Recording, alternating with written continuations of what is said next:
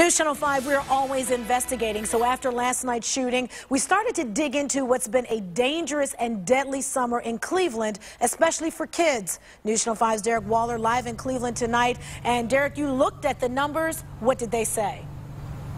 Danita, we looked through our own reports and found that there's been 3 children, all under the age of 5, that have been shot and killed this year in Cleveland. Another 5 children suffered gunshot wounds. Many of those shootings were drive-by shootings. Crime scene tape and evidence markers seem to have become part of the landscape in some Cleveland neighborhoods. Just this month, we told you about 3- and 5-year-old children who died caught in gunfire. And at least 5 other kids, 13 and younger, have also been shot this year.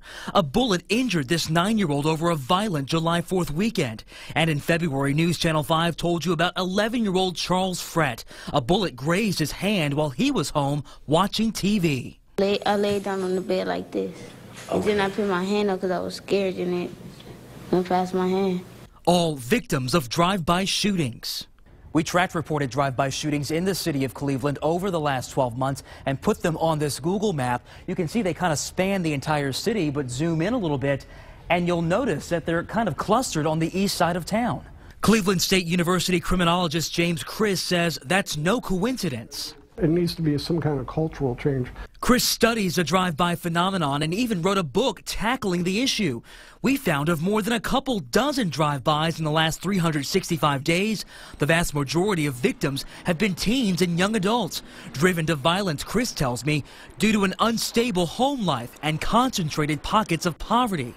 But if there's a lack of resources, if there's chronic poverty or social disorganization, it develops a thin skin where even things that are considered slight, like verbal assaults or whatever, would be kind of a possibility of a life or death issue. We reached out to the Cleveland Police Department. We wanted to know if they were tracking different types of shootings across the city. A spokesperson declined to comment. Live in Cleveland, Derek Waller, News Channel 5.